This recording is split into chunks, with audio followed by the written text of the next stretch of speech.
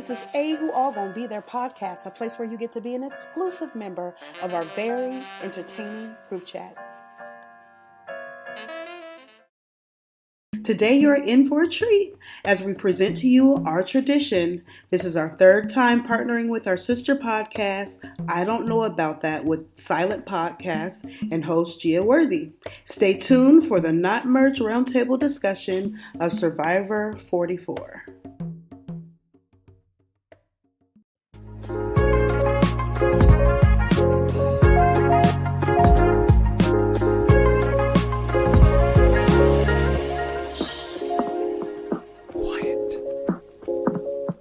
Hello, everyone, and welcome to I Don't Know About That, silent podcast coverage of U.S. Survivor. I'm your host, Gia Worthy, and today we'll be discussing Episode 6, Survivor with a capital S.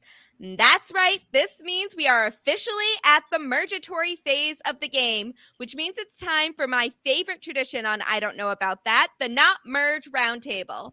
Please join in welcoming back my esteemed guests, the podcasters of A Who All Gonna Be There, Eric, Eli, Josh, and Tracy. Thank you all so much for joining me for the best tradition in not just in I Don't Know About That, not just in silent podcasting. I would say just in Survivor podcasting in general. This is the Infinity War of the Survivor podcasting world. Like, we are at the top and everybody else is below us. Let's just exactly. Other podcasts wish they had a tradition as great as this one, but they don't. This is for us. This is for us and us only, and I love that for us. So everyone should be jealous. Please be jealous. They should. Please be an envy. You can try to be like this, but you won't. You won't be. It's the fine. Blueprint, baby. Yes, the blueprint. I love that for us. Okay, so we have a lot to talk about this episode and about the season in general. But guys, I just want to know right off the top, like, what are your thoughts so far about Survivor 44? Now, Eric and Tracy, you both have been on I Don't Know About That before, but Josh and Eli, this is your first time here. So please, like, this is one of the fun things about this podcast is that we really just do like popcorn around, just whatever comes to mind at the time, however feels right for this podcast. Like, please feel free to speak up when necessary. This is the blueprint, as you already said, Tracy. Like, this is the time where we need to talk about everything that is going on so far in Survivor 44 and what we have learned from the Mergatory episode. So this is the time to just let it all out. So it is time. Yes, it is time. So let's ask one of our newcomers, Eli, what are your thoughts so far on Survivor 44? I mean, my favorite part of the Carolyn show. I mean Survivor. It's Carolyn. Right. Come on now. Carolyn show, and it feels like she's been the centerpiece of pretty much every episode. Even when her tribe wasn't going to tribal during the pre-merge, she still had such an impact on these episodes. Whether it was gushing, she's had so many moments, and just love Carolyn. Like, the one moment where I still don't think I'll ever forget it was her digging through poop to get a tooth out.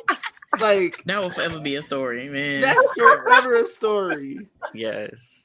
But I'm loving it so far. I'm loving it. We finally had some men get voted out. We had that rhythm of all the women getting voted out, but our one gay black man. What a shock to everyone! Yep. Oh my God! I guess it was one of the others, either woman or somebody that. Yeah, literally. And I am a big Josh girly. I loved Josh for so many reasons. I love Josh. It's like, so for me, I really love very flawed players. And Josh definitely fits in that category. But between that,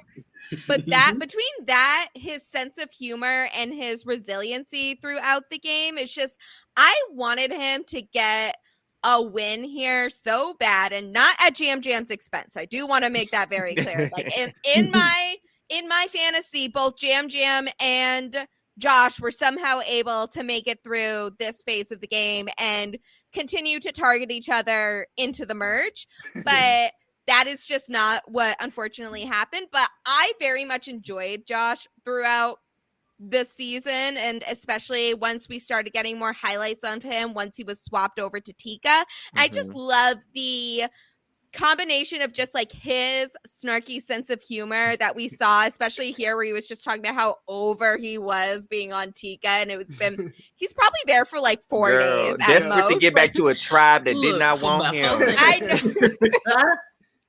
But and this feels like a very predictable boot for me, but then everything that happened in between was really fun, and I'm happy to see all of the love that Josh is getting, not just from Survivor 44 contestants, but the Survivor community at large. So he's definitely one of the players from this season that I really want to meet in real life. You'll make it happen, I'm sure. I hope so. Yeah, I'm trying to see, like, Josh is not, I mean, he's a surgeon, so I'm guessing that, you know, he's not, he's busy. He's not as popular on Twitter as a lot I got a real job. He got a job. He's got a job. He got a job. He has a career. But I know, he really does. And that's very inconvenient to me. So rude. But I quit your job and entertain us on Twitter, please. Yes, but like also, Josh, let us know what watch parties you're going to, because like what does a girl have to do to get a selfie with him? Right. A lot. So apparently, and I just don't have the funds to make it to every Bryce and Wendell party. I'm sorry. I wish. Exactly. It's just like we are not. Inflation is a bitch right now, so we just can't be two bitches right now. Exactly. Speaking of Josh. The other Josh, the superior Josh, the Josh that is on this podcast. So I'm talking about. Josh, I would love to know what your thoughts are on Survivor 44 as well as our second newbie to I Don't Know About That. Well, let me tell you, it's such a stark difference watching 44 and watching 43. Like watching 44, like I'm feeling invested. So, okay, Wednesday, 8:00. Let's get me a snack ready. I'm ready to watch. I'm okay watching the commercial because I don't want to miss nothing. But 43 was like such a chore. It was just like I did it just because I'm a loyal reality show fan. I did it out of obligation, so to speak. But this one, I'm just like, this is okay. I feel hooked. I feel like okay. I feel like we can enjoy it. Yes, it's pulling us in each week. Yeah, and I'm getting like starting to get more connected to the individual people. I don't know what differences they made behind the scenes between 44 and 43. But I think the presentation on this season is a little different. It's a little bit more attractive. I think there's more focus on like kind of storytelling and character development. And it's not everything is such a boo-hoo, woe is me, tragic. My God. The tragic story in episode is no longer here. Right. So you don't have to watch him trekking up a mountain saying, one day in the 5th grade, I hurt my ankle. And that's why I'm on Survivor today. To the end. Yeah, we don't have all these cockamamie stories that like aren't really that intertwined with what's going on in the game, which is what I care about. Yeah, getting to know people are cool, but what you doing with that strategy? You out here for 26 days trying to get $1 million. What you doing? What moves you making? What idols you finding? What idols are you making? Yeah. So this season's being chaotic in the best way possible. So I'm hooked and I'm loving it. I 100% agree. I really love what they are doing with 44 so far. And I think this is a cast that they are really appreciating. I feel like the producers have a lot of fun with this cast. Oh, yeah. And we are seeing it in the edit. We're seeing a lot more camp life segments than what we saw in 43, which I really appreciate because if there's one thing about me, I love a good camp life segment. I do not give a shit about the idols. I do not care if you find an idol, if you're looking for idols. That is not where I am entertained. I want to know what you're doing to pass the time. I want to know what you are doing to keep yourself from going insane and killing one another. And I love that we are getting that in 44.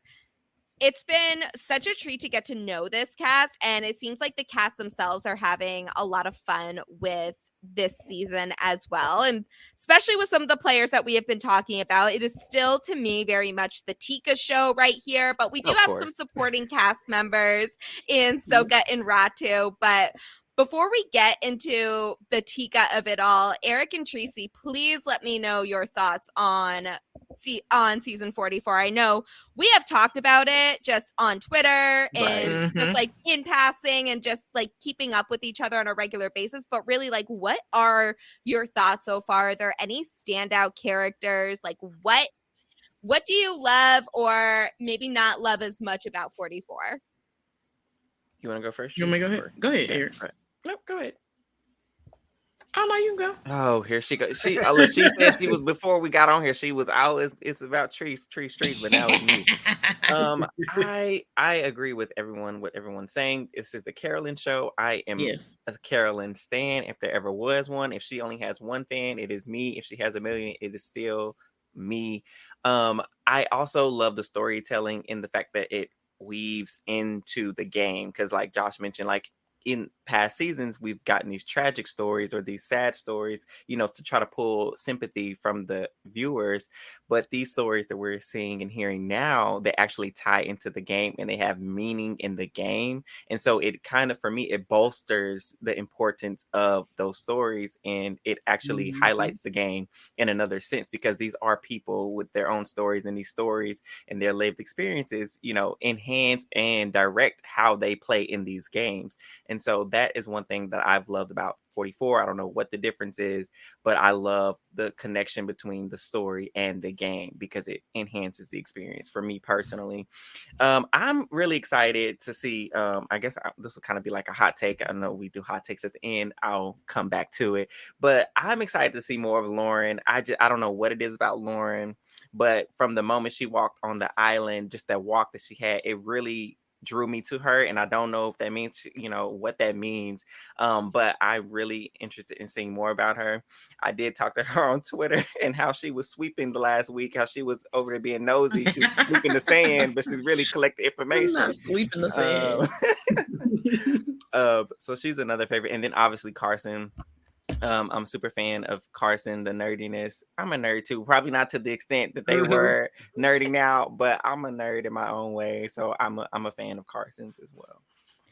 Now, we'll get to Carson in a bit because he's definitely a big part of this episode. But absolutely. I do want to pinpoint real quick what you said about Lauren, because absolutely 100%, I feel like I'm getting Erica vibes from her, not in the way from Erica from 41, who ends up being our winner. But so I'm not in their personalities. Like, so far I have not seen anything in their personalities that makes it similar, but I feel like this is another sort of under the radar strategic player that we are not getting a lot of content now, and part of the reason is probably because her tribe, Ratu, did not go to tribal council since the premiere episode. Right. But I think that there is a lot of potential in Lauren as a player. I think that what we have seen from her so far has been really good. She's very funny. She's very like a naturally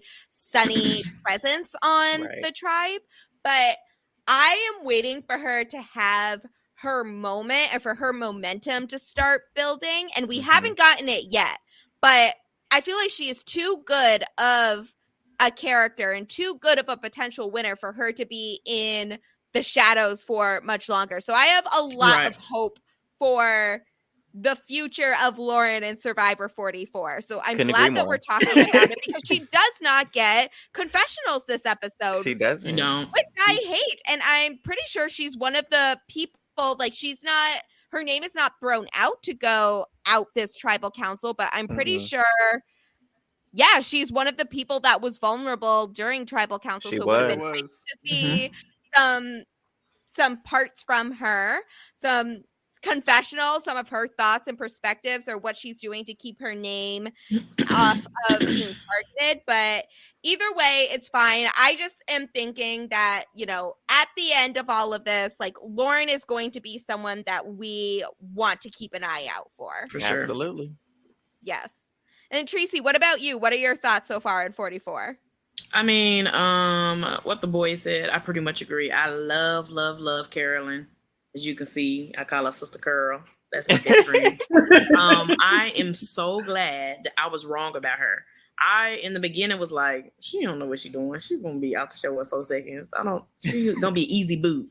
Oh my gosh, I'm so glad I was wrong. I love her. She is a joy to watch. I love her confessionals. And I need her to make it to the end. Just for the confessionals alone. Because they're so entertaining. And Yam Yam, I love Yam Yam. I don't know what it is about him, but we all know what happened. But he was also a favorite of mine from the jump, which I'm kind of sad about him. But I'm excited to see what this show is going to end in. There's so many women that left that I wasn't a big fan of, and we all know how the trend goes. But I think it was Josh that mentioned this. I'm so glad. I'm excited to turn on my TV on Wednesdays. Last season, it really felt like a chore to watch these episodes. And I'm just like, okay, let me check in for the episode because, I got to do a podcast about it. It felt like I had to do homework last season, Yes. And this season, I'm actually finally enjoying it. This is extra credit. Right, exactly. And so, and the fact that, I haven't been watching Survivor for a very, very long time. I've only had a couple seasons under my belt. This is our 6th official season. 6? Yeah. So I haven't watched a lot of seasons. So like I really need you to get my attention because as easy as I jumped on, I can hop on off the Survivor train. So I'm glad this one is keeping me on the train and keeping me going steady and ahead for the next season. I'm sure we're gonna get to it in this episode. I need them to change up them comps. Okay. Survivor does have great comps, but please we're gonna have to do something different. But overall the season is great and I'm just excited to see what this last part of the game turns into. Absolutely, with the competitions. And during my off season between 43 and 44, I did my rewatch of my favorite season, Fiji, which turned into the podcast Fiji Forever. And just like there are many things that I really love and appreciate about that season, especially on the rewatch. But something that is so understated about it is that the competitions are so diverse in that season. There's just so many different types of competitions in there, and they are also in Fiji. I don't think they're in this part of Fiji because it looks fairly different from the Fiji that we are seeing in 44, but I just really like the types of competitions that they have in there, and I feel like not all of them are very hard to so why aren't they going back to those? Like they have such a wealth of, like you mentioned, diverse competitions. Like why aren't we digging back? Pick me. Yeah. I picked Josh. Okay. I think it's because of the fact that now Survivor has got this partnership with Fiji to where now how many seasons in a row have they shot on these exact same islands? Ooh, that was my next question. Why are we just in Fiji now and nowhere else? I just feel because money. Yeah, because they have a partnership with the Fiji government. Okay. So it goes and like that's how they were able to go. And like during the first season after the pandemic, they worked with Fiji to help get them in and get them out. Gotcha. And I feel like they've had a deal with them for a while. That's why like pretty much nearly all of the 30s and up till now have always been shot on the same islands in Fiji. That's where people know how people know where to look for idols. That's like, oh, they found this idol here, so I can go and find the same idol here. Oh. And I feel with them kind of having a set, kind of like a production studio, so to speak, set up on those beaches in Fiji, it gets so easy. Like, why do we need to go and rebuild all this stuff? We got this puzzle. Okay, we can go and bring it here and just kind of reusing the same thing. Conspiracy corner. What are they hiding? I do think it does have part to do with the fact that they do have a very good deal with Fiji right now to use the same location. But I think it, in combination with what Josh said, it's also the fact that they have such a fast turnover rate between seasons now, in part because of the pandemic. Like the seasons are only 26 days now. They are shooting very close together. If you follow Inside Survivor, they update you on like when the cast has been selected, when they are going out to Fiji, and when they are coming home from Fiji. Like no spoilers on what actually happens in the season, but they do talk about the season like regularly, like the shooting schedule and everything, and it's a very fast turnover rate. So I do feel like they are reusing a lot of sets and tribes and twists because of that high turnover rate, and then like painting it different tribe colors or keeping the tribe colors the same just to keep consistency. But I'm ready for a little bit of change up. Like if we can't get a new location, fine. But at the very least, give us new competition. They must have got some grant money this season because really- they upgraded they the idol, not the idol, but like the immunity necklaces, or it's their sword and shield now. Oh, now, now one of my favorite parts of this new season is the fact that the immunity idol is, or the tribe immunity, and I'm hoping some form of the individual immunity is the sword and shield, and I absolutely love it. I'm glad that they have someone like Kane to be the representative of nerds that are super excited about the immunity challenge or the immunity idol. So that makes me very happy. I feel like overall, this is just a very quirky cast. Yeah. In the best way. Yes, and I agree. Yes. And there's quite a lot of characters there, but there are no bigger characters on the show so far than the Tika tribe. And from the very beginning of this episode, they are the stars of this episode because, as we talked about last episode, Tika has made a bit of history here with the tribe swap and Sarah's vote out there, the first all LGBT plus tribe. But guys, they all do not want to be working together. They do not like each other. There is no unity within this tribe. They said representation without unification. It is just not happening for them. But you know what? It's okay, because if anyone is going to be targeting the LGBT plus community, it might as well be fellow LGBTQ plus people. Yes.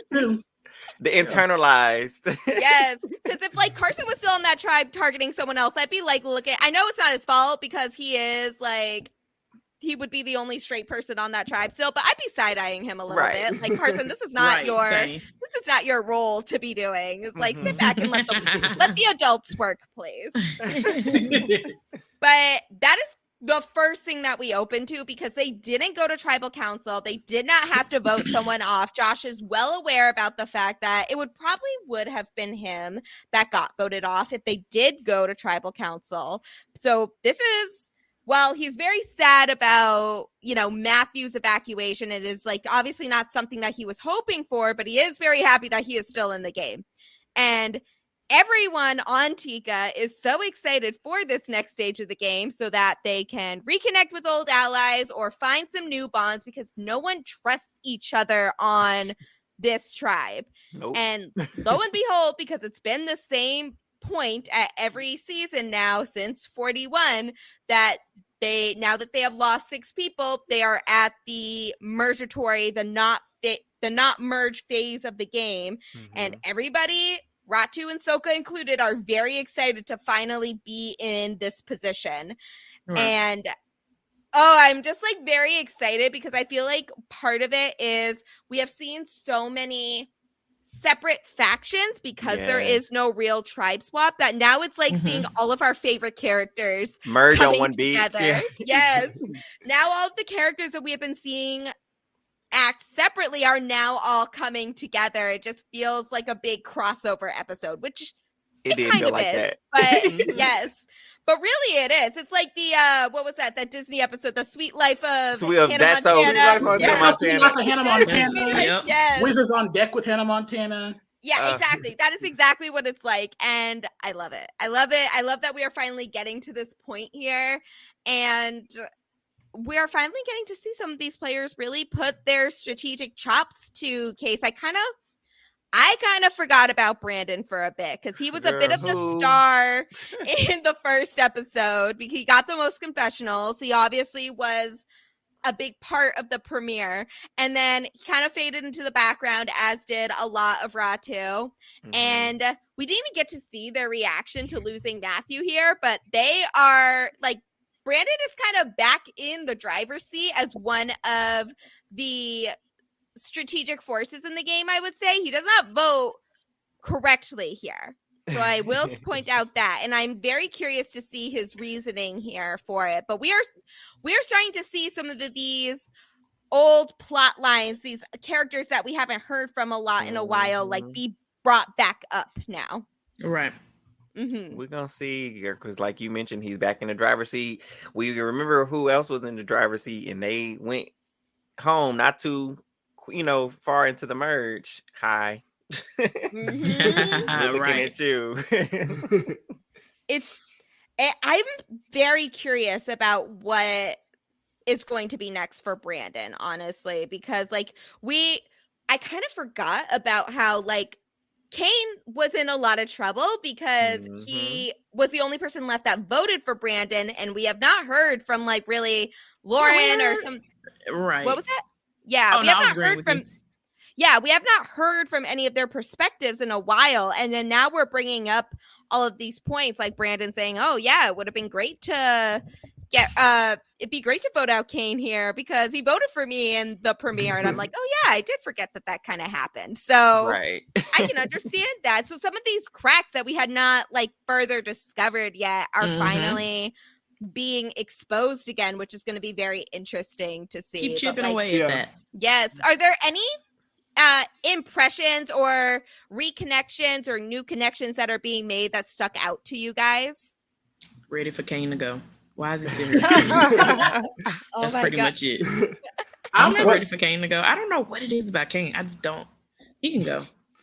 Leave my fellow nerd alone. Hold on. No, I'm interested to see how the relationship between Matt and Yam Yam develops. Like they kind of like, like Matt came and like tipped off Yam Yam that Josh was getting ready to get his ass gone before they swapped tribes.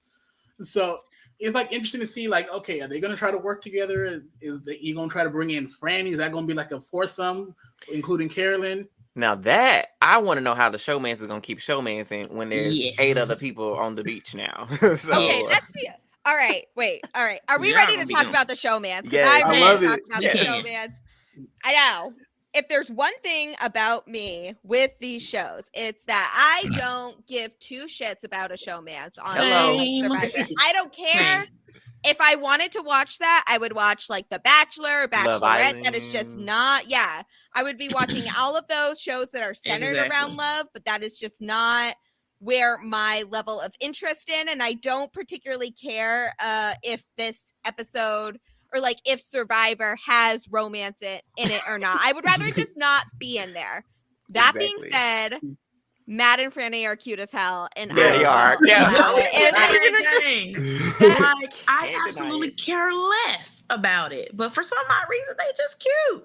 I like it. They're so cute, and I'm just not the hand holding, the little whispers, and it was. This episode was a win for the Franny Stannies here. Like this is great. Wait, what is their ship name? Are they fratty? Right, like, are they fratty? I like calling them Manny. I think it's technically supposed to be Manny, but I like frat better. I just think it's funny to say, and frat but I think it's technically Manny. But we call it I think Franny's name should come first because it's like. Because Franny is by far the better strategist in this episode. She's driving. Like, she is in the driver's seat between the two of them. And for sure. I think she's another one that also kind of is giving me Erica vibes in terms of her edit because they've really only focused a lot around her showmance. But if we're looking at like the bigger picture of it, I feel like there is a lot of really great strategic potential with Franny. And for right now, it seems like they are getting, like, she is doing a really good job at being under the radar. And I don't know which of the two would be the first member of that showmance to go, but I do really feel like Franny is like the more capable player of the two. We see like she has a lot more of an eye for the game, in my opinion, than Matt does. And if I feel like Franny can survive without Matt in this game, but can Matt survive without Franny is the other question. She is his life support, okay? His ventilation. I agree. And like, go ahead. I think Matt should quit in his place if Franny gets voted out. I just think that's what he needs to do. Like, he needs to fall on the sword. Pun. He does for his lady, absolutely. And they have a sword for an immunity idol, sir. So we have it ready for work, you, Matt. I would just love, because I've always enjoyed a villain on a show. I really would like for Franny to find out like she might be nominated, and then to flip the script and be like, "Hey, yo, but Matt." But then be like, hey yo, we can still go out, like show it whatever. The way I would enjoy that so much. I mean, hey, it's all You game, want her to bro, break but I this still gotta man win heart the on million. national television. You don't Look, think they she are gonna $1 make million. You know, Look, they're not even out there for the month of February. If you over here falling in love in 15 days, you on the wrong show. They need to be on Love Is Blind. What they need to do. Clearly. But I agree with To your be- assessment, Gia, of Franny. Thank you. Because to be fair, the whole oh no, wait, you continue first. You say what you're okay, gonna I was say just first. real quick. The whole episode, like when we lost Claire, like when she tried to rally the troops to like get Claire, she was like, we need to get Josh out. He's shady. Let's keep Claire. Let's do this vote instead. Like that whole the way she maneuvered that situation, it really showed her potential as a player. But back to you. 100% agree. And I'm glad that we're all fairly on the same page of like, Franny can vote out Matt, but Matt is not allowed to vote out Franny. That's it. Like, That's it. No. yeah, exactly. Like, I will have pitchforks ready. He votes out Franny. Oh yes, he will. He's not very active on Twitter, which is good because if he does anything to upset Franny, even the smallest, if he eats a little too much rice, like it is over for that man. I'm sorry, he cannot. He is not allowed to make Franny. Eat your She rice, needs it. Matt. Yes, he should be giving his rice to Franny because she is. You don't get a brains of this ration. operation. Yes. Her rations are Franny's second ration. There you go. You get one bite, she gets the rest. That's it. Yes. Mm-hmm. Her rice is her rice, and your rice is also her rice. That's it. Yeah. That's I'm it. glad we're all on the same page about that. But one of the things that I was a little confused about, and Eric, you did bring it up beforehand, was that Matt and Jam seem to get on well fairly quickly to the point where Matt is saying to Jam that Josh was going to be the person to go if Soka had gone to tribal council again, which is great news for Jam because obviously he is not in a great position with Josh still being there, and Josh is a little petty, so he is not forgetting the fact that Jam voted for him, which I kind of also really love. I love a player. Like, does it make sense for Josh to want to vote out Jam when he could be trying to like build an alliance with him? No. Right. Do I love it? Absolutely. I love my Survivor players to be as petty as possible. And he's up there. He's up there with the best of them. Because the first thing he did when they got back, he was like, okay, Jam needs to be the one. Okay, hold on. We got to get this clear. I'm calling him Yam. I'm sorry. I know they say Jam. Yeah, where did Jam come from? But he said Yam out of his mouth in the tape. So I don't know how they got Jam. You be letting them call him Jam too, though. You got muted. You muted. Sorry about that. So his name is spelled Yam, but in Spanish. Jam is from Puerto Rico, and he is the one that made this comment on his on Twitter at some point, like before the season started, that he's from Puerto Rico, and in Puerto Rico, the Y's are pronounced like J's in a lot of names. I figured. So yeah, so his name is pronounced Jam because, and even though his name is spelled Yam. Yes, but and then I believe his full first name is Jamil, spelled Yamil, which is where they get Jam from. Yeah. Okay. I figured that's what it was, but when he said Yam on his tape, I was like, oh, maybe he would just like to say that's what I figured they was doing that, but I'm like, I'm gonna go with what he pronounced his name as. And he also has, I think his accent is a little thick in when he pronounces certain letters. So things like a J, if he pronounces it fast enough, will come out, will sound like Yam. Like if you think about it, like Jam, like if you don't pronounce the J hard enough, it does kind of sound like Yam. So that's where that confusion comes from. But I've heard a lot of people use it interchangeably. It's not like a one individual thing. And I think it can be a little difficult when we're talking about in the concept of the show where we are just kind of like bouncing from character to character in the same way. Right. But okay, so now that we got that cleared up, so it's Jam. So when Josh immediately, like the pettiness that you were mentioning, he immediately got there. He went to Danny and Brent, like everybody. He's like, all right, we got to get Jam now because he's this and that. And he's just like going around to everyone trying to collect all the votes before it's even like set in stone, like that they were split and try. Like he didn't even know anything. That was the first thing he decided to do, was try to paint a target on his back. Mm-hmm. And can we also talk about how immediately when the merge, whatever you want to call it, started, where he goes to Brandon, he's like, yeah, I have an idol, I'm good. And then he goes to Jamie Lynn and was like, I got a fake idol, whatever, which confused me because I feel like he doesn't know any of those two. He wasn't on the initial tribe with either of them, and he's telling them two totally different things. I didn't even catch that, Eli. That's actually really good. I did not realize that he went to two people that he was not initially on the same tribe with. I'm so confused by all of that. Like, I don't know why, but he immediately goes to just say that he has an idol. The idol that we learned, that Jam and Carolyn learned last episode, was fake because it was falling apart in his hand. That was tree bell beads. Yes. And also, like, he was saying that he found an idol while on Soka, on top of the idol that he got from the tribe swap that he was a part of. But, like, Danny has that idol. So while he's not going to say out loud, like, I have the idol, so Josh's idol is obviously fake, he's also not.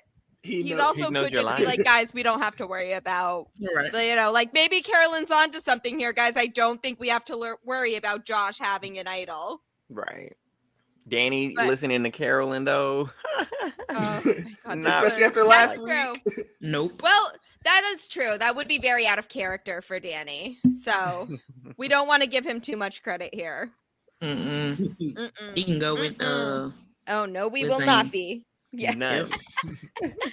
But so we do that dynamic was also really interesting to me, and the will they won't they regarding Josh's idol that may or may not be real but is definitely not real is a continuing piece of this puzzle once the tribes are divided and we find out who is safe and who is not. But Josh, do you feel like this was a good move on his part, or is there a different way that he could have gone about this? Like, what are you thinking?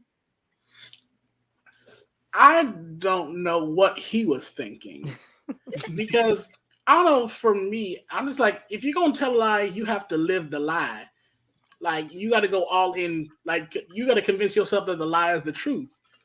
And like, you going and telling one person that the idol is fake, you have a real idol, when you know there's two people on this island that know for a fact that you are lying.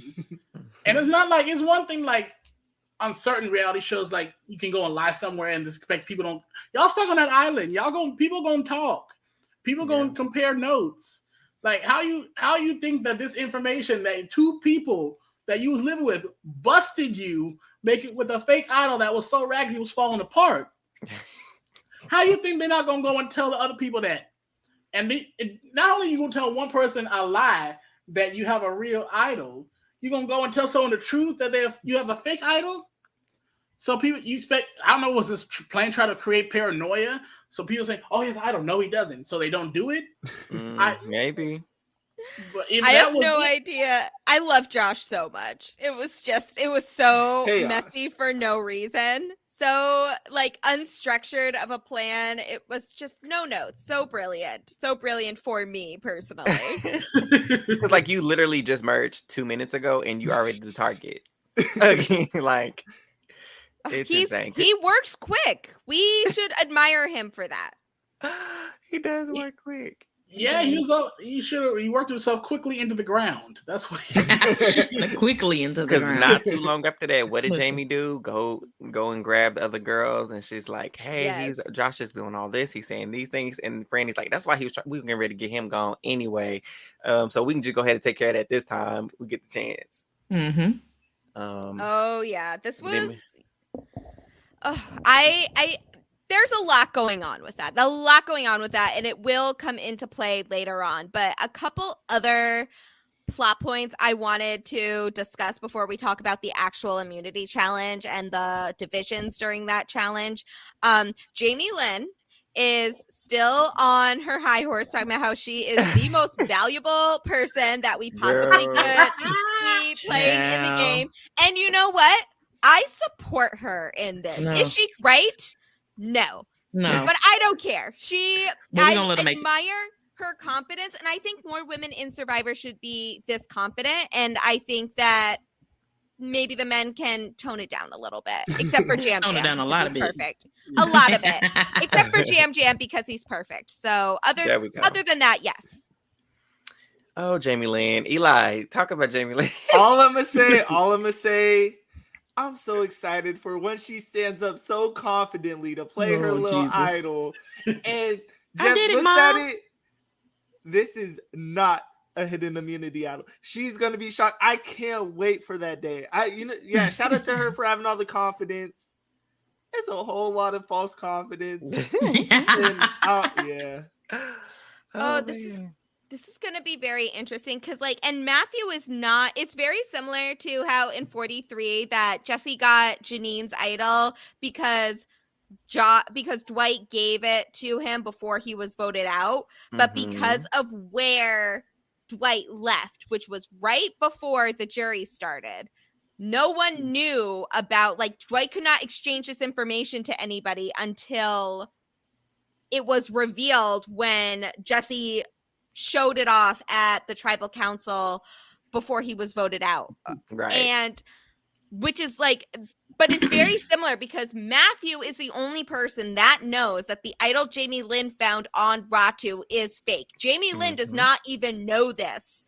But because of the fact that Matthew was medically evacuated right before Emergatory started, there is no possible way for her to know this herself. Nope. And the information is not going to be leaked out anywhere because Matthew did not tell anybody, and he's not there to see the fruits of his very diabolical plan play out. And even people that he shared information with, like Carson, believe that this idol is real because they were not there long enough for Matthew to eventually spill the fact that that is not a real idol. I have the real idol. It's going to be a mess. Or could he have? What? Or could he have, with Carson, the conversations, because, with the editing, so they only showed us a couple of conversations. Is there any, time that wasn't shown that he did go back, kind of right before he got kicked out or medically evac? Because you never know. We may get a flashback with Carson knowing or something. And we always see after every episode, the eliminated player said, "Oh yeah, what you didn't see in this episode was X, Y, Z, and A." So it's possible it could have happened because there's only so much. It's only 43 minutes of television, right? And there's only so much conversation. They got to focus on the main story at hand. Some things get left by the wayside. Back in season 40, there was an idol nullifier that someone got, but since it didn't factor into the plot, they didn't talk about it. Yeah. So it's just some things that just happen to go by the wayside. Like Omar finding a nullifier in 42 that we didn't know about till after the fact. Right. So, you know what I wish they would do? Good old Survivor and Jeff, if you're listening to this, you better be listening to this. He's I would listening, love. I'm sure. He better. I would love for them to even just a few clips, just release some unaired clips every week, conversations you didn't see on the show. Give us a little bit of extra, something. You know what I'm saying? Because there's a lot of holes sometimes in these stories. I feel with the creation of Paramount Plus, it would be a perfect platform for them to be highlighting it with only on Paramount. It's money. Let us see Ponderosa tapes in Paramount Plus. Let us see some behind the scenes footage. People are begging for some type of camp exclusive, life or Ponderosa segment. Big Brother us just a little bit. Yes. we just want a smidge of live feeds. Just a little bit. A little sample, a little tasting. Just give us some clips. I don't even care if it's digital days would be nice. Right. But I did think about this, especially last episode once we were really thinking about the ramifications of Matthew leaving when he did. And part of me is wondering, okay, like, did he spill some information? It's still definitely possible, but I don't think that Matthew made the decision to leave until he was told that his arm is only going to get worse on the island because he's not able to take proper care about it. And just from what we have seen from Matthew up until this point, I don't see him giving up an idol or any type of power that he has, any type of information unless he knew for sure that he was not going to last, or that this was the only way that he was going to last in the game. Right. And I think because he left right after the immunity challenge, that there was just not time for him to, bequeath the real idol that he had to someone else, or be like, Carson, the thing about Jamie Lynn's idol is fake. I don't have it. Like, I don't, or that she doesn't have it. So I just think, like, so far, just from what we have seen so far and what we know about Matthew as a player, I don't think that is what is happening. But I also would not be shocked if we learn an episode or two down the line, Carson being like, oh yeah, I know Jamie Lynn's idol is fake, so it's fine. Yeah. Right. Yeah. Matthew did like disclose on the interview, I believe, in his like exit interview, that he didn't have time to give it away or anyone. Yeah. Like, he went home with his idol. He could be lying. Like Dwight fooled us too, thinking that he went home with Janine's idol. So like you mentioned, we'll see a couple episodes down the line if any of that happens. So yeah. Oh yeah, definitely. And then the one other point I want to talk about before we get to immunity challenge is that the original Tika 3 are reunited through here, and they kind of left off on a shaky spot just because of the fact that, like, the Helen vote was a little dramatic, and then stuff with Sarah happened. So there's just a whole lot of stuff happening, but it seems like they are on very solid ground with each other now that they have just been through so much. And now the Three Stooges, as they would like to be called, are reunited. Now, what do we think about the Three Stooges? I'm a fan. I'm a stan.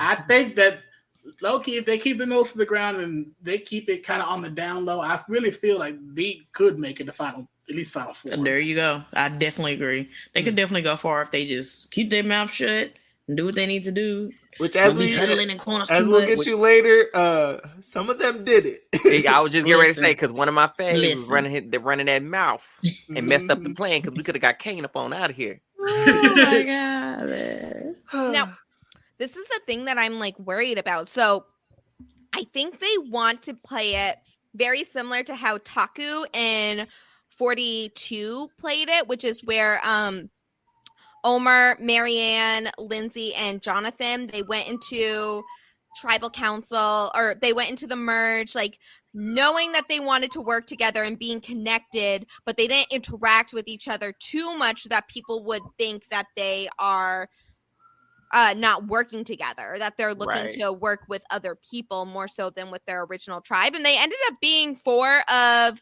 the final 6. So it worked. It worked very, very well. But I'm wondering if that memory will be too recent for, like, the 40. And maybe there'll be more drama that keeps the 44 players wrapped up and busy. So they're not really going to be thinking about it in terms of tribal lines. But there is a part of me that is a little worried for this trio, looking at them, like, moving forward, of, like, they want to be like these undercover spies that are working together, but they aren't seen together too much, so that eventually they can kind of take advantage of the scattered apart numbers. Yeah. And I just worry about the fact that maybe and not specifically because of Taku in particular, but, like, maybe some of this is a little too recent where people will be like, they're trying to do what they did in 42.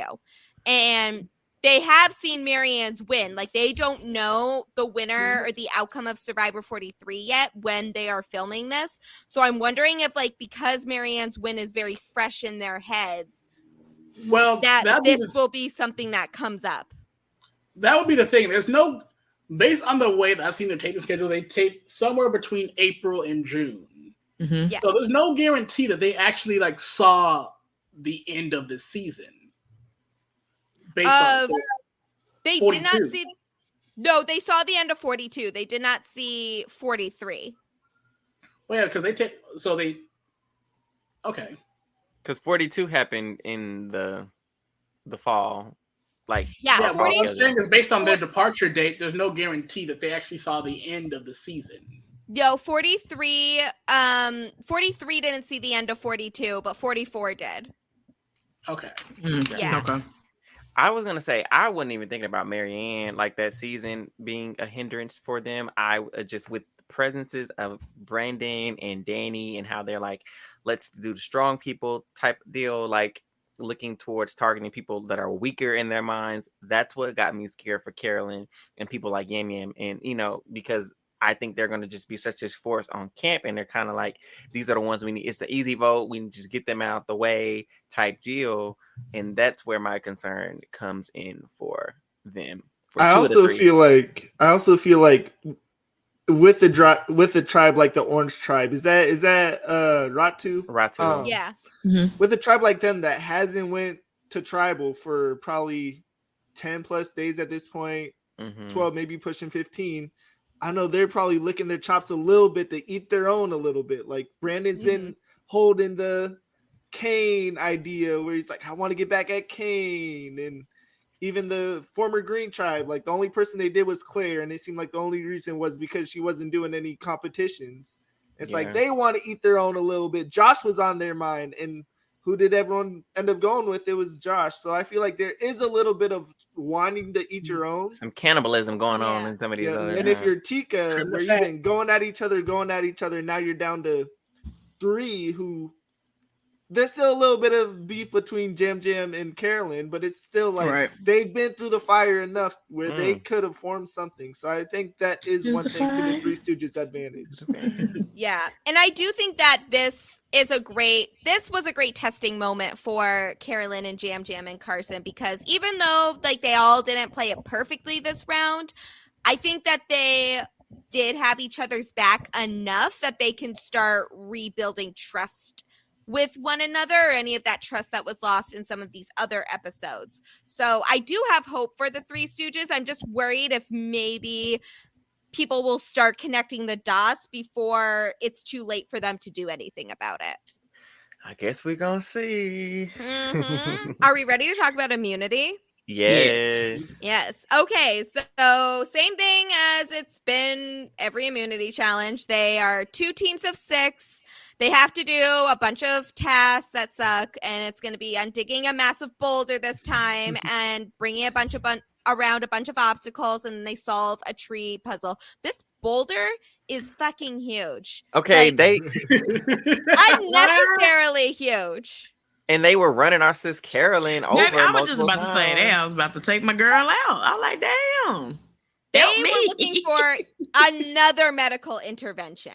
Oh my goodness! If Carolyn would have had to leave because of a medical evacuation, that would have been so smart. Run someone over. Oh my goodness! Whoops. Yeah, no, seriously. I was worried for her. I was worried for everyone's life, but particularly Carolyn's. Like, that is not a challenge for like people below a certain height or below a certain size. And I was a little worried there. I would not be partaking in this portion of the challenge. I'd be one of those people like to the side, just just kind of push the side up. Be like, oh my god, it's so heavy. Barely touching it. Barely touching it. Barely touching it. Yeah, that boulder and I would not have gotten acquainted. Oh goodness, that is so me. So, and then this is another point that came up too, that was kind of a regular conversation, but Carson breezes through the tree puzzle in this challenge. We have seen this tree puzzle many times on Survivor. I think I know it. It has become a once a season thing, and one of the things that Carson talks about in his package in this episode was how he was able to 3D print this puzzle and put it together. And some of the comments that have been made on social media, like including from James from 43, was how he, like, you could probably buy, even if you don't have a 3D printer, you could like buy these puzzles from like fan-made sites online for like all of the puzzles that are happening like once a season now for probably around like $300, like for all of the puzzles, not just for like the tree puzzle. $300. Oh my God. So while I think it's great that Carson was able to do that and seeing a lot of super fans practicing it, I do think that there is something to be said of, if I can make these puzzles at home in some fashion or purchase these puzzles online and practice them for the same thing with the obstacle challenges, it's like perhaps we should change up the puzzles. Not saying we never have to see the tree puzzle again, but like maybe we go a couple seasons without it. Yeah, or rebuild it, build a different tree. Yeah, do a different puzzle. Or rebuild it. Yes, exactly. I was gonna say one of the more, I think it was last season. There's like one new puzzle that I recognize. It was like the one where they had like the different little pieces that are building into the shape of a triangle, then build in the shape of a square. Like that was a unique puzzle. Correct me if I'm wrong. I haven't seen that one before. That was a new puzzle to me. Is that the one that Evie? No, hers was like with the little balls, but that was it was like a variation of that. That was what. Yeah, no, I get what you're saying though. It was like that one was not one that we have seen regularly. There was a couple this season that we hadn't seen in a while, like the big slide puzzles that they had to do. We had not seen in a while, like things like that. I feel like we could bring those back a couple more times, and they're a little more difficult to practice and memorize the same way as the tree puzzle. Right. At least switch the leaves up or something. If you're gonna keep the tree has to stay, please get some new leaves. Boy, did it in about 18 seconds. Yeah. So there is a purple team and an orange team here, and the purple team is Brandon, Carson, Franny, Carolyn, Jamie Lynn, and Matt, and then the orange team is Josh, Danny, Heidi, Lauren, Jam, and Kane. And the purple team ends up winning immunity and are able to go to the feast. So that's Brandon, Carson, Franny, Carolyn, Jamie Lynn, and Matt, which leaves Josh, Danny, Heidi, Lauren, Jam, and Kane vulnerable at the next tribal council. And everyone is voting, not just the 6 people that are vulnerable here. Right. I hate that they do not have a normal merge feast anymore. It's so wrong. It's like a little rinky dink, right? It's so cool. They have a feast, but it's just for the people that win that immunity challenge, and it's definitely not to the same level as the merge feast was. But it's just where's Outback? Where is the Outback? Where is the blooming onion? Where are we getting it? Where are the margaritas? Man, they be playing them, man. They don't let players get drunk on rewards anymore like they used to, and I miss that terribly because like those are my favorite camp life moments is when people that's when you really be running your mouth. Yes. I remember distinctly David versus Goliath. Davey and Carl, they were drunk. They were drunk on that mode. Davey was shimmying. That's probably why they got rid of it. They like, all right, y'all do it too much. I want players the option to get wasted at rewards, if not for my own entertainment. And if you decide you don't want to, then that's fine too. But like, I would like the option to be presented there because there's always at least one person that's going to take it. Right. Definitely. For sure. Get them some liquor. My vote would, if I had to pick the people from this reward, like which one would be most likely to get drunk, my vote would be for Jamie Lynn. Jamie Lynn. Yeah. Jamie Lynn. For sure. Big time. I'm gonna have to agree with that. Yes, I and it would have been delightful to watch. But Eli, you were gonna ask something too. Oh, I was just gonna say they had wine or something there, right? They had a touch of alcohol. But it was like a communion serving of alcohol. Probably had like a little sangria. I'm just curious if Carson got himself a little sip. I forget if he's lying about his age or not, but he's 20, so he's not allowed to drink wine. He is 20. Yeah, I thought he was 21. I wonder if that is if that's why they do it, because they are casting some younger contestants that are not. I don't know what the drinking laws are in Fiji, but I know just they about do to say go maybe by. we can drink in Fiji. I think that they had to adhere to U.S. standards, I believe. Yeah, I think that's part of it is that they go by U.S. drinking laws, which is dumb because we're not in the U.S. Terrible. Yeah, exactly. And our drinking laws are terrible. Why would we abide by that? But and I think it's also a thing. Like, remember a few seasons ago, I can't remember what season it was. The guy Michael, who was like who every time they had a reward that involved alcohol, Jeff had to point out the fact that they had soft drinks. Yes. Because he was That's underage. funny. And I think because of the fact that, some people are lying about their age on the show, I think because the alcohol poisons the risk of like kind of if they're lying about their age, kind of blowing their cover. Yeah. So to some aspect, I get why they kind of like stopped serving alcohol, even though I'm like, I live for the mess. If you can't keep your mouth, even if you lying about your age and the alcohol gonna make your mouth loose and you get the spilling out, that's your fault. You know, you pick up that Sprite or that Dr. Pepper, put that one. I guess say you don't drink alcohol. There's a simple workaround. Put the margarita down. Look, it is 18 to drinking Fiji, by the way.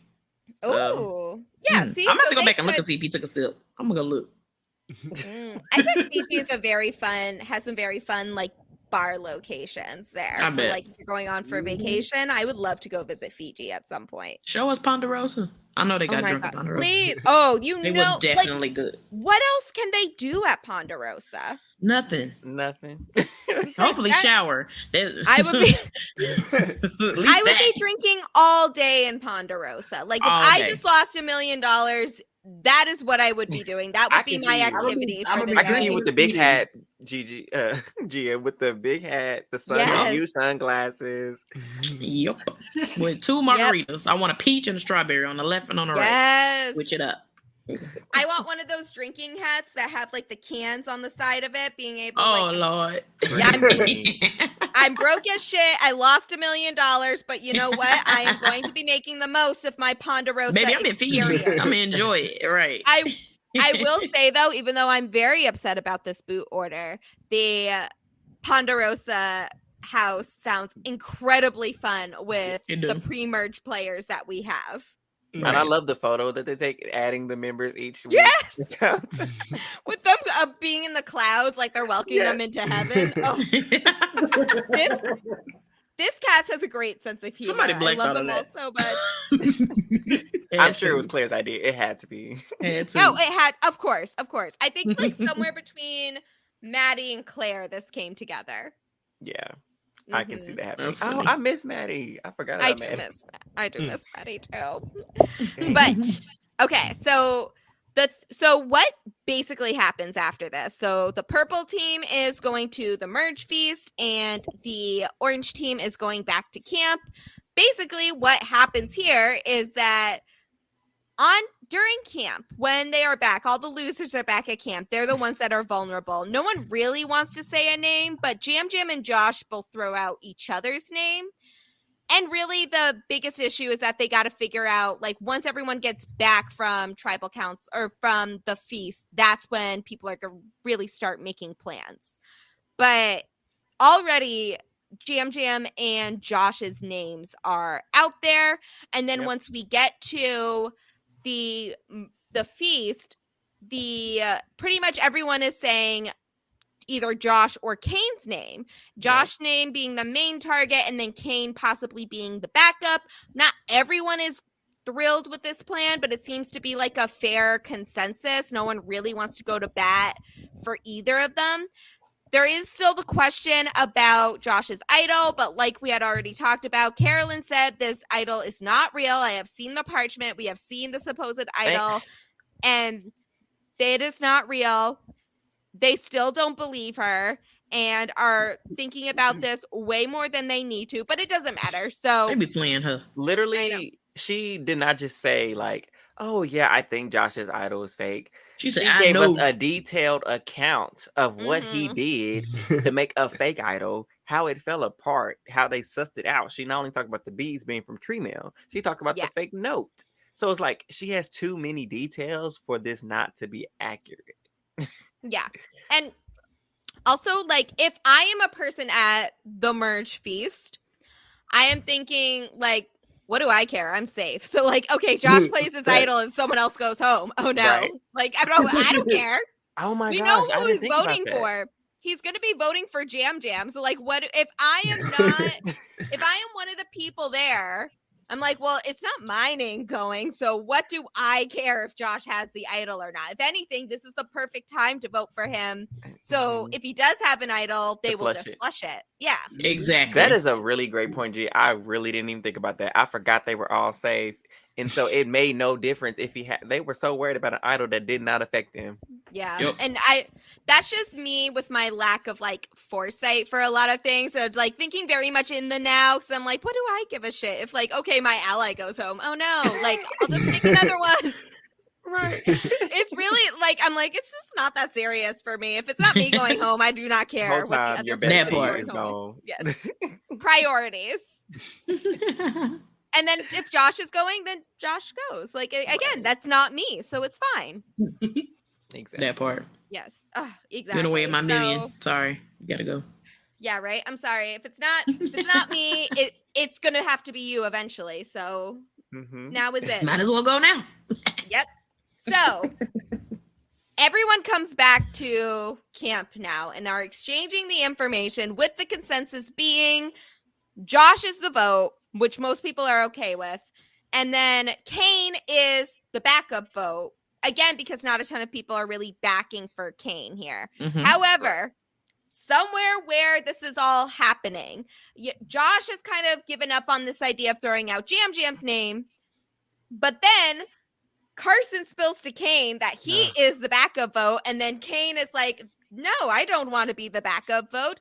So let's vote for Jam Jam instead. And so now they're doing all of this scrambling to get Jam Jam out instead of Kane and then possibly in place of Josh as well. So there's just a lot of mess happening here before the Council. Chaos that ensued because of Carson did not keep his mouth closed. Because Carson cannot keep his mouth closed. Yes, that is. But it was intentional. That's the problem. I think he did that on purpose because he's like, I want to work with Kane. I don't want Kane to leave. So I know why he did. Like, it wasn't oops, I spilled the beans. He intentionally let the cat out the bag, per se. And it just messed up everything because Kane, we wanted, I don't know about all the viewers, but we over here at A who are going to be there wanted Kane gone. If we had to choose between Josh, Jam Jam, and Kane, we wanted Kane to leave. Yeah, absolutely. But the thing that I would say that will work in his favor, Carson, for spilling the beans, because Brandon was like, what were you thinking? Like, that was so dumb of you. You just messed up everything. Because he was like, oh my gosh, I don't know. Like, he played the innocent role. Like, he was disgruntled and like he didn't really know what was going on. So the innocent act may, keep him covered for a little bit. But if I'm Carson, moving forward, I wouldn't trust Kane because why did you go say my name? He immediately, right? Like it felt like 20 seconds after the conversation over, he sprinted to Brandon and was like, Carson told me y'all saying my name. You could have said anybody on this island. Come on, bruh. If I was Carson, though, also, like, I just would not say anything to King. Because, like, I get why he said it. Because he wants to still build that relationship with him. But I think part of Carson's problem is that he wants to be good with everybody. And I think at some point, people are going to be picking up on this. Like, I think he thinks he is in a better position than what he actually is. Right. Yeah. And if it ends up, like, working well for him, then all the more power to him. But I think it'll be more of a stumble to the finish line for him than a sprint, the way that he's thinking it's going to be. Yeah. It really just goes to show, like, in these games, like, how much is that one relationship worth to you? Because you have this whole move could have potentially jeopardized his whole relationship with Jam Jam and Carolyn. And then with Brandon, this whole thing could have blown up in his face to the point where, like, okay, you safe this round, but next time we're gonna get your ass. Right. Like, because you run your mouth. Some people just like to have too much control in these games where they want to feel like they the puppet master. No, sometimes you ain't always got to steer the ship, but you just got to know where it's going. Yeah. Exactly. Yep. And exactly. I feel like that is rule one of what not to do at this point in Survivor. It's like exactly what you said, Josh. People are so worried about who is steering the ship at all points in the game, but sometimes it is not that serious. Like, you do not need to be the person that is steering the ship all the time. In fact, in like this version of Survivor, you probably don't want to be the person making all of the decisions all the time, because more likely than not, eventually that person is going to get voted out. Exactly. Like I said, you need to do your part to know where the boat is going. Yeah. If it ain't me, if whatever direction we're going doesn't actively harm my game, then I'm good. That's what and Eli mentioned too. He was like, and Carson, you were safe. Like it had nothing like you did not have to give that information to protect yourself in any type of form. His fellow nerd, though, the nerds got to stay together. That's exactly. He felt too big of a connection to him. He needed a best friend, I think, more than anything. But you got to remember why you here. $1 million, man.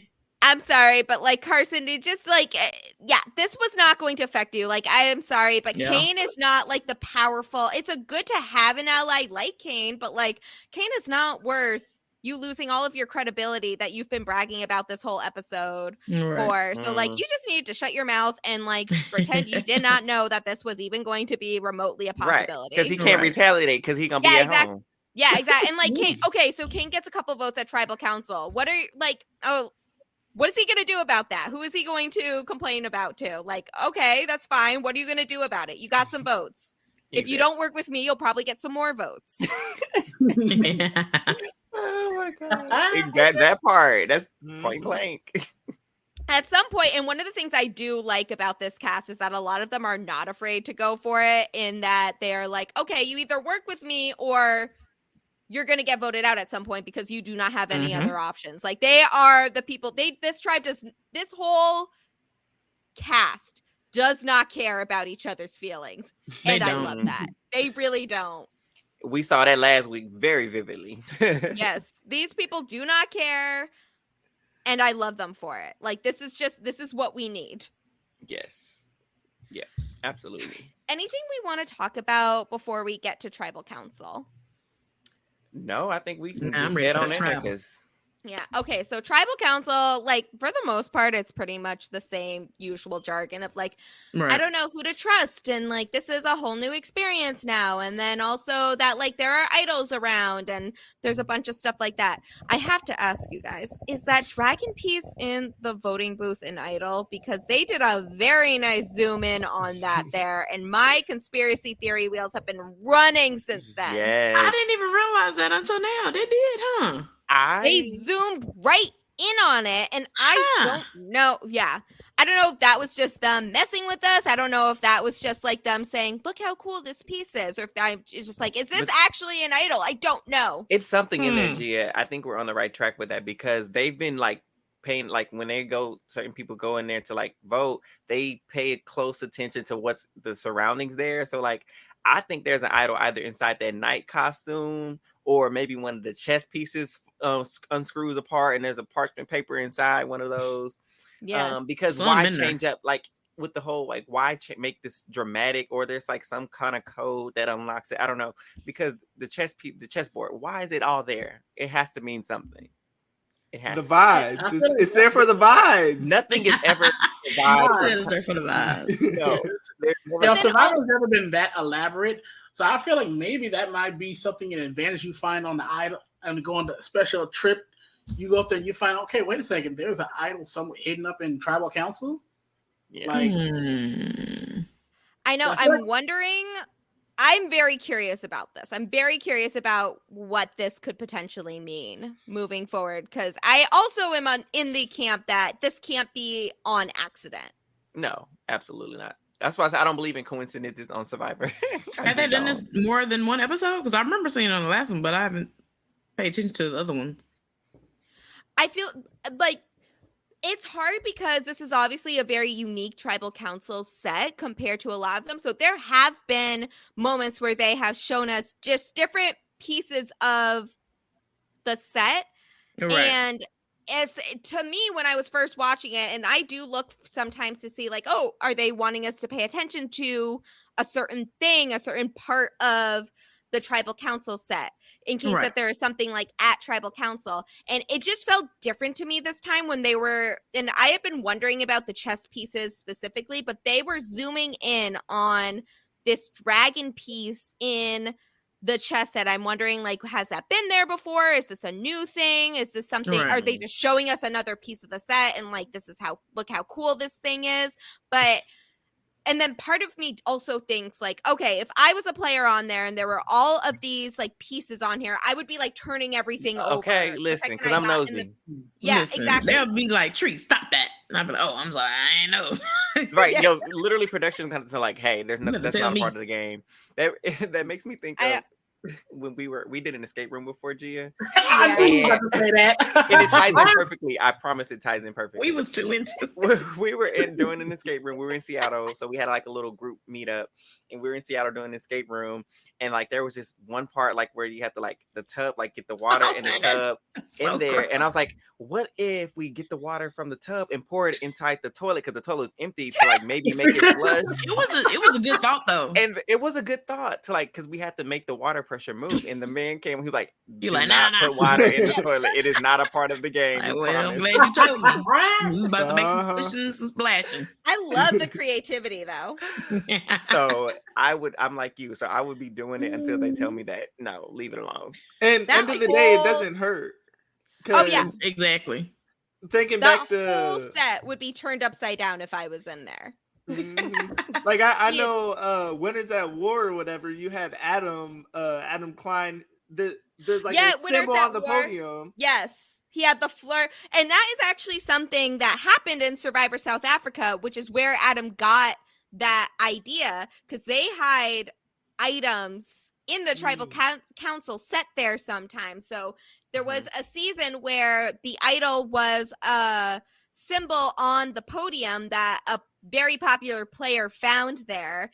And that's where Adam Klein got that. But it has not yet been adapted into US Survivor. But I feel like it's coming any day now. Right. It could be now. It could be now. And hopefully Carolyn gets it. I know, right? We are hoping. But we get to Lauren for Karen time. Shoot.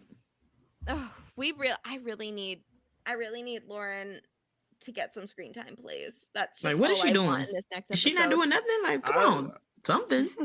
I think she still got more than Heyy, so you know what? That's a win. Let's not talk about Heyy. No, Gia, because I just can't. No, I bet you done with Heyy. Yeah, she said been done with Heyy for a minute. She said Danny was her closest ally, and she needed to get rid of Claire. And I said, I have seen enough. Please, Heyy, you know who would not do that? Lauren. There you go. Bam. Yes. I have faith. Now, anyway. All right. So we get to the vote. And obviously Josh does not play his idol because it is not real. And the vote is 7-3-1 with Josh being voted out. The votes for Josh are Carson, Danny, Franny, Heyy, Jamie, Lauren, and Jam Jam. Votes for Jam Jam are Brandon, Kane, and Josh. Carolyn voted for Kane, and Matt had no vote. Now, the next tribal council, Matt will finally be able to cast a vote. Yeah. First vote of the season. He ain't been voting all year. He got skated through for sure. Yep. We love that for him. Yes. And then, so, and I'm very sad to see Josh go this episode, but I think that this is like a good, I understand why this vote was made. I think that nobody particularly trusted him.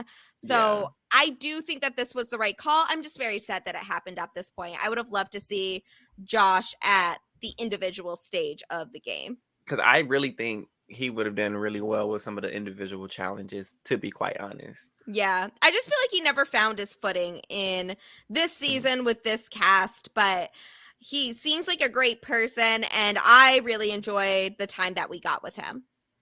Agree. Like him reaching for his bag as if he had an idol in there, that took me out. I'm sorry.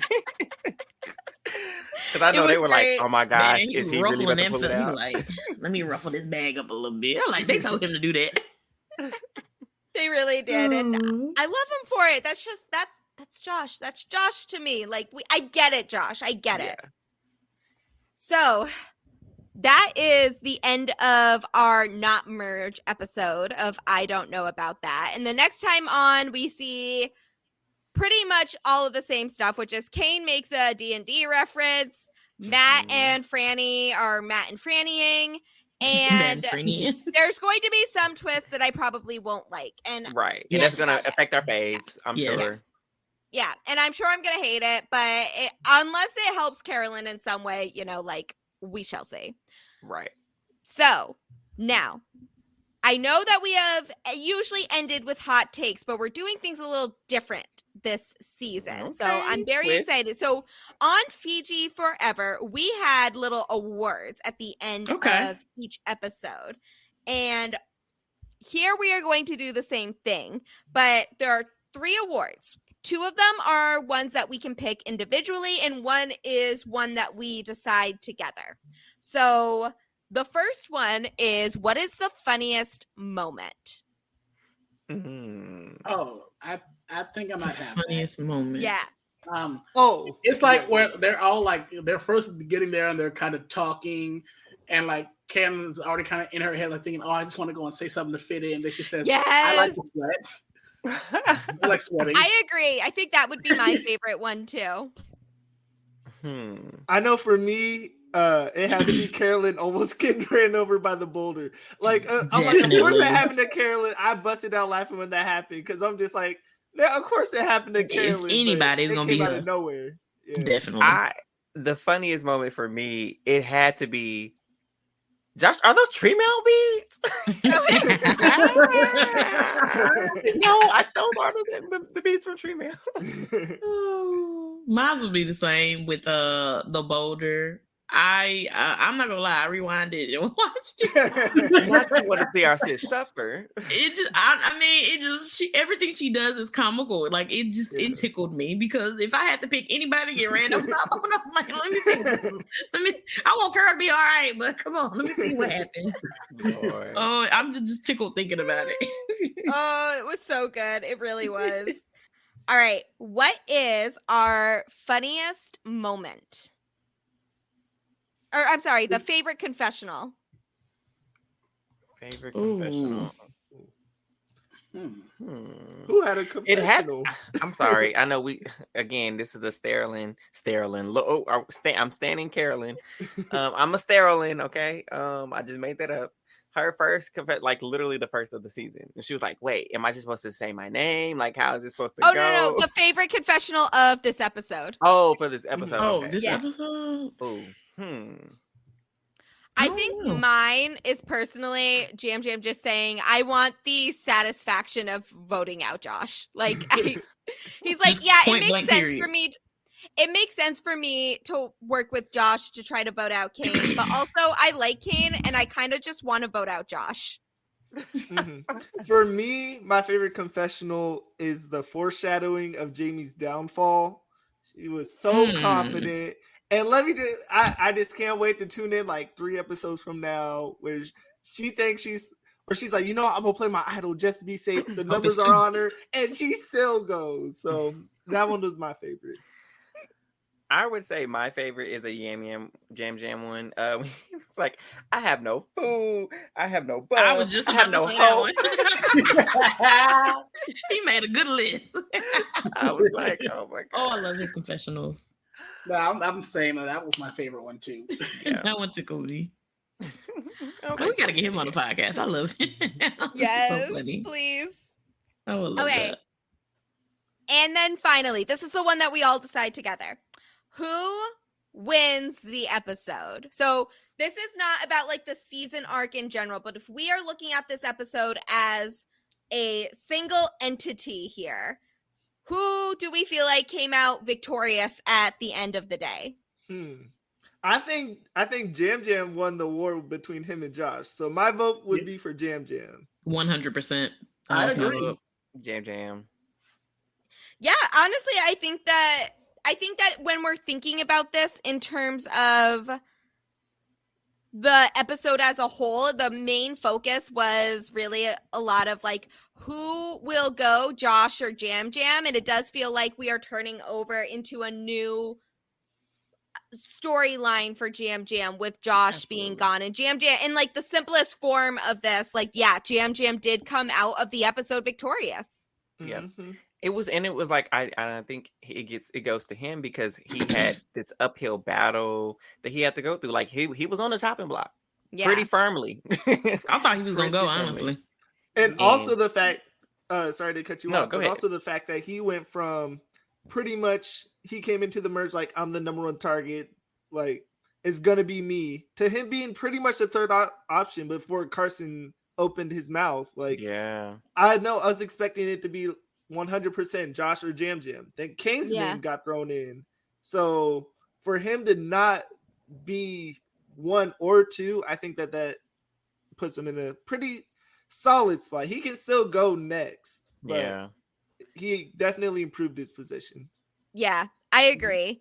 And that makes Jam Jam our first duo winner. So he has won twice this episode. Or he has won twice in our current list of winners. So episode 1 was Brandon, episode 2 was Carolyn, episode 3 was Matthew, episode 4 was Josh, and then episode 5 and 6 were both Jam Jam. Oh, back-to-back wins. I know. I love that for him. Yeah, I love that for him. I'm very happy with it. But with that, this is the end of the 3rd annual, or I guess seasonal. Not merge roundtable of I Don't Know About That and who all gonna be there. So thank you all so much for joining me for the best tradition in all of Survivor podcasting. Thanks so much for having us, as always. Till next season. Yes, until next season, absolutely. Y'all gotta watch Survivor Fiji though, because I have been wanting to have you on because they also had a not merge. We need to pick out a day, Eric. When we gonna start it? Oh, girl. I've been waiting on Eric because he said I had to wait to watch it with him. So we waiting on him. I'm ready. No, we can watch episodes tonight. I would say let's wait until after Survivor 44, because when the not merge comes up, you guys need to have me on for that. Bet. Gotcha. Yes. I like that. Let's do it. All right. So thank you all so much for coming on to I Don't Know About That. Do we want to do individual plugs, or do you all want to do just the plug for the podcast? It's up to y'all. Well, I'm Eli. That's my plug. I'm Eli. Well, hi, everybody. Let's do one plug for the podcast, and you can all, if you feel comfortable doing so, just say where people can follow you. Cool.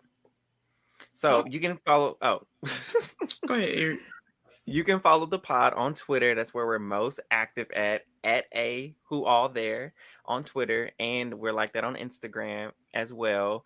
And then you can find our podcast on Spotify, Apple Music, pretty much everywhere you can, get it. And then we're also on YouTube. So please subscribe and like and comment and share. We really want to get those YouTube numbers up, and we would really appreciate it. And I am Rock N Rollerson on Twitter. So Rock, the letter N, and ROLLERSON.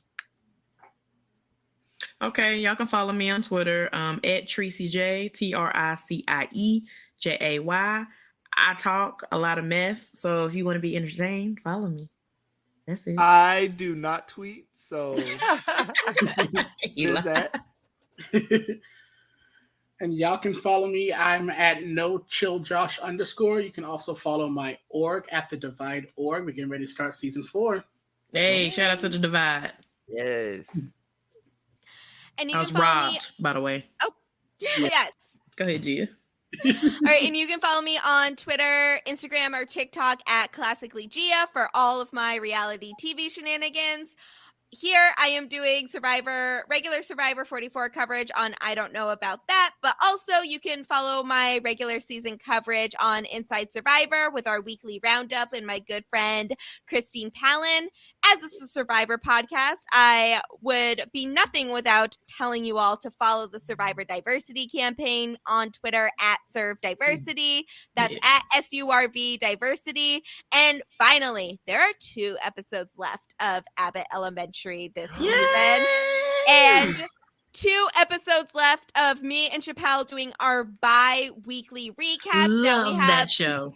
A little more time. We have this episode and we're going to do a recap, and then we're going to do a recap of the finale and just our thoughts about season 2 as a whole. So there's just a lot happening in there, and there's going to be, so we have about 2 episodes left of the podcast on post-show recap. So when you have a chance, please follow, subscribe, Give us 5 stars. Talk about how funny and witty and insightful It is and amazing we are. All of those things. So Chappelle and Gia are amazing duo.